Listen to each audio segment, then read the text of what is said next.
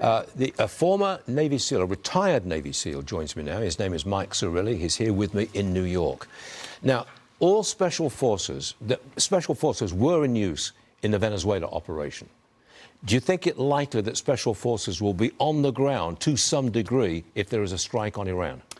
Is it probable? Yes. I think the ultimate strategy here is long-range precision strikes against critical infrastructure in the leadership of Iran. But if special operations are used, it will most likely be in the littoral areas of the Gulf, the Strait of Hormuz. Look at Karg Island, which is not only a major oil infrastructure for Iran, but it's also the home of the IRGC Navy.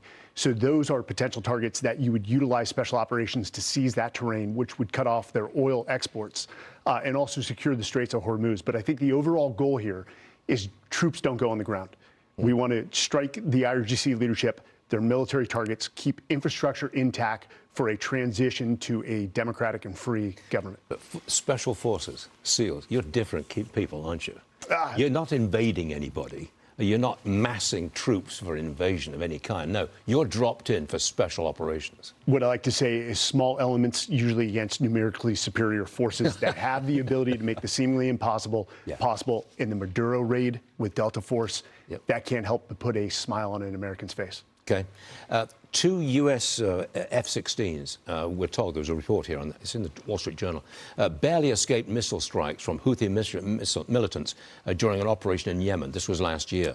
The operation was carried out flawlessly, all of them flawless, but the risks are significant here. I've been saying all morning that developments surrounding Iran are ominous.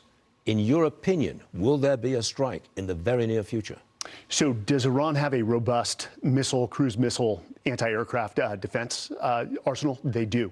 I thought that was knocked out by the Israelis. They took serious damage, and they've had time to sort of recuperate. But I'm going to tell you this, Stuart. I did a backseat ride in an F-16 with the Thunderbirds.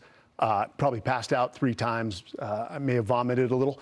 These men and women, for 15 minutes to evade missiles, they are a different breed. These men and women, again, it puts a smile on my face to know that we have a small minority that protects this country and have the ability to fight through something like that and come out unharmed. That is why I have faith that if President Trump determines to strike Iran because of the young men and women protecting us today, we will be triumphant. And is there a long-range war?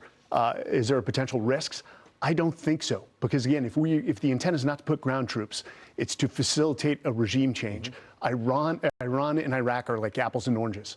Iran is much more westernized, technologically advanced, and we understand the Iranian people a lot better than we understood the Iraqi regime. What was the name of that island? Karg? Karg Island. Karg Island. Yes. We'll be watching.